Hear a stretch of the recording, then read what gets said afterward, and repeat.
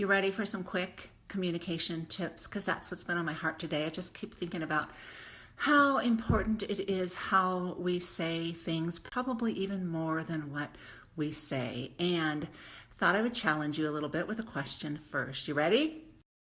Are you able in this moment to identify what you think, what you feel, what you want, and what you need?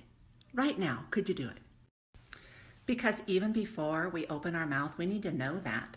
Before we even start communicating, we need to know what we think, what we feel, what we want, and what we need in order to communicate at all.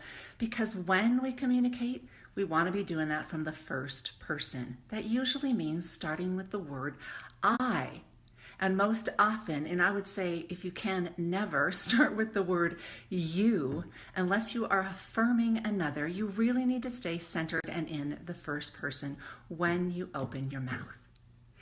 And this is particularly important in our closest relationships because more often than not, feelings can run the range. Sometimes when you're upset, or you're frustrated, or you're even glad or joyful, emotions can have a tremendous amount of power. And we want to be able to handle that and not let emotions run our show, even though sometimes they will. Even if you're really in a heightened emotional state, if you stay in that first person, you are much more likely to be understood and way more likely to not hurt an other, right? Are you with me? Now, this isn't going to be a comprehensive communication class, but our first tip was know yourself. The second is stay in the first person. And my last tip for you is to be a good listener, which means, and here's some tips about listening, you don't have agenda and you don't have something running through your mind about what you're going to say next.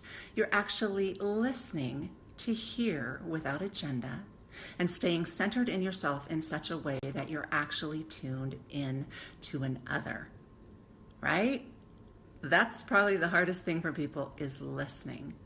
Now, when the word you comes out of anybody's mouth, it's usually attached to some kind of maybe criticism, maybe assumption, maybe somebody's perspective about another.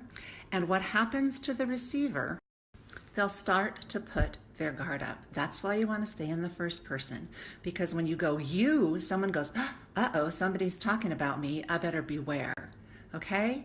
Unless you really quickly turn it into an affirmation, which is, you're fabulous, or you are really an amazing person. Usually people expect something else to come out. Perhaps a blame or a criticism or evaluation or an assumption. So again, so here's the 3 tips. 1, know yourself. 2, stay in the first person. And when you listen, listen without agenda or having something else ready to say. Hope that helps, guys. Tell me what you think. Any questions about what I said, I'm happy to answer. Off to the office. Now that you're wrapping up your workday, I'm headed to the office.